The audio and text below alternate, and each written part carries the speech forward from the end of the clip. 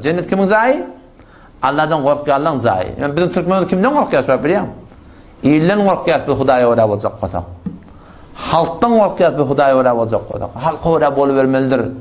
İyile uğrab oluvermelidir. Sana cennet yok. Eğer formu yaşatan. وَعِدَّتْ لِلْمُتَّقِينَ Allah'dan korkuyan adamlardan için teyarlanmıştır cennet. Tecri min tahtihel enhar aşağının akararak var ya. Nemeden. Mimma in gayri asin. Bir saf sadıtı vakit var ya. Hiç vakitte portayacak ya. Ve enharun min lebenin tüydak var ya diye.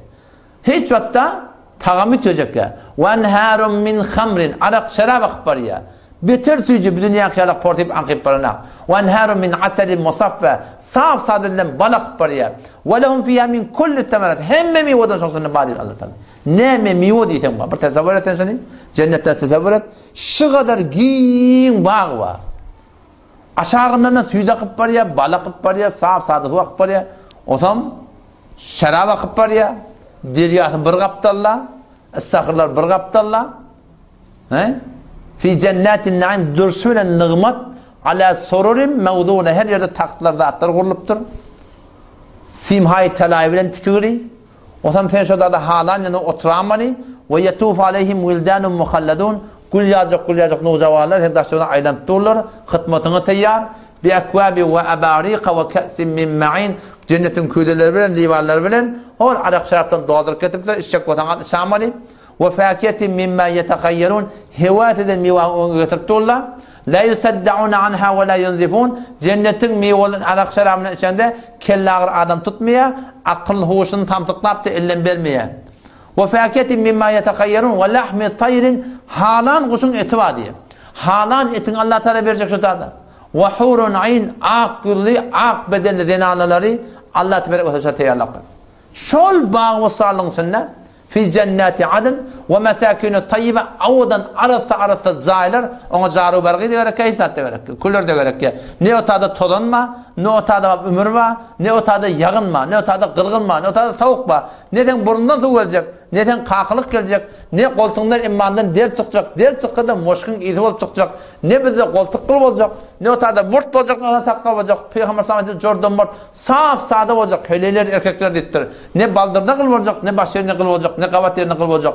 Şu borum Allah bir avudan yaratıttır yani denaları. Ve hurun ayn. Ak gürlü, ak bedelli denaları. Ayn nipti göller çeşme ahuyu olacak diye. Denanların gölleri ahuyu. Gözleyenine adam huru gıyılları 40 yıllap angal kalacak diye. Şu kadar avudan.